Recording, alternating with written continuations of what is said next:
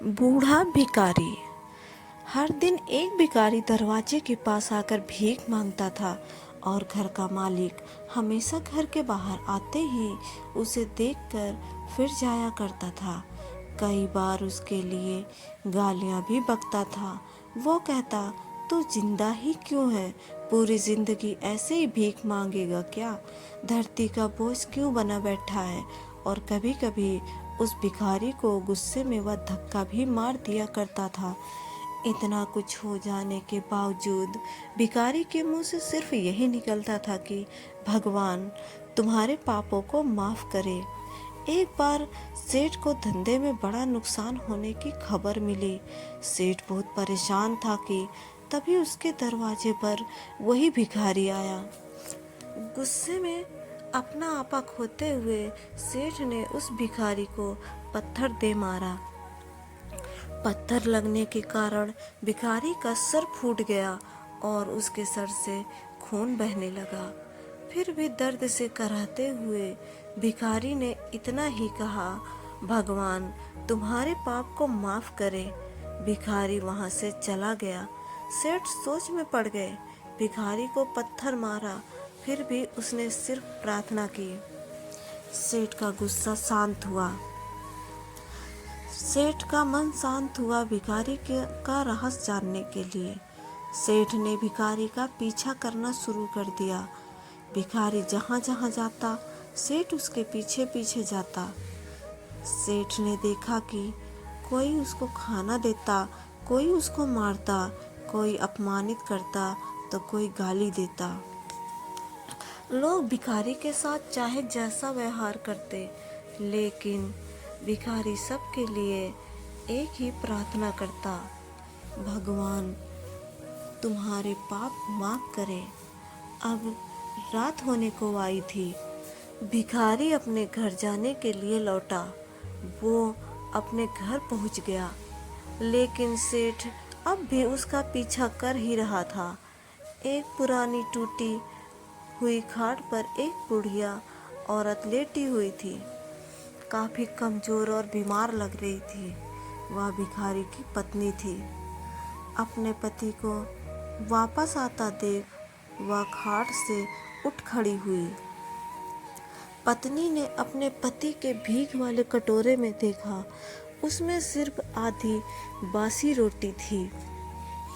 उसे देखकर वह बोली, आज बस इतना ही मिला और हाँ, आपके सिर से खून निकल रहा है।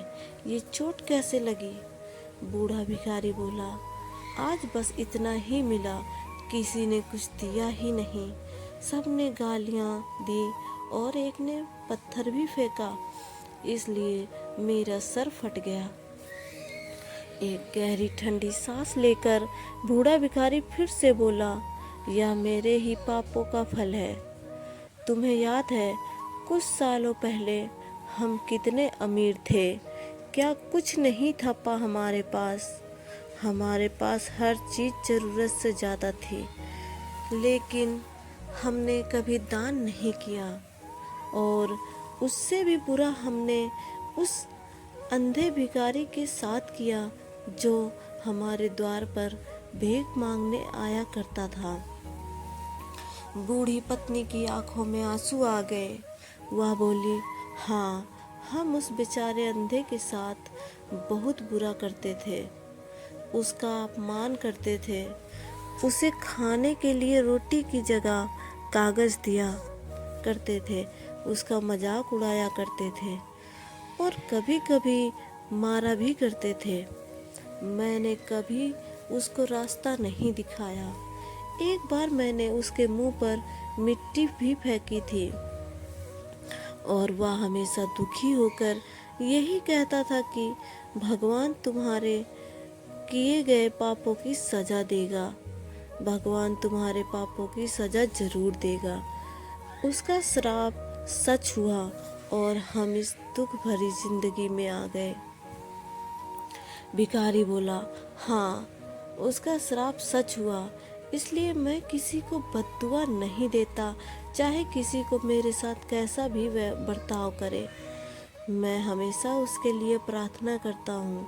मैं नहीं चाहता कि कोई भी हमारे जैसे जिंदगी का अनुभव करे, किसी को भी हमारे जैसे दुखों का सामना करना पड़े। वो नहीं जानते कि वह कितना बड़ा पाप कर रहे हैं, इसलिए जाने अनजाने में हुए पाप की ऐसी सजा किसी को भी मिले मैं नहीं चाहता। सेठ वहीं पर छुपकर यह सारी बातें सुन रहा था। अब उसे सब कुछ समझ में आ गया था। भिखारी और उसकी पत्नी ने वह आधी रोटी मिल बांट कर खाए और भगवान को धन्यवाद बोलकर सो गए। अगले दिन बड़ा भिखारी फिर से भीख मांगने आया और सेठ के घर के पास जाते हैं। सेठ ने पहले से ही गरम रोटी निकाल कर रखी थी। उसे देते हुए सेठ विनम्रता से बोला, माफ़ कर दीजिए बाबा, उसे बहुत बड़ी गलती हो गई। बूढ़ा भिखारी बोला, भगवान तेरा भला करे। इतना कहकर वह आगे निकल गया। इस कहानी से जो सीख लेने लायक है वह बड़ी ही सिंपल है कि आदमी चाहे किसी के बारे में बुरा कहे या भला करे, लेकिन भगवान सिर्फ कर्म के हिसाब से उसको फल देता है। क्या हुआ अगर भगवान नहीं दिखता है, लेकिन यह बात बिल्कुल सच है कि उसके खाते में सबका हिसाब बहुत पक्का होता है। इसलिए जब किसी के लिए कुछ भी करो तो अच्छा ही करो।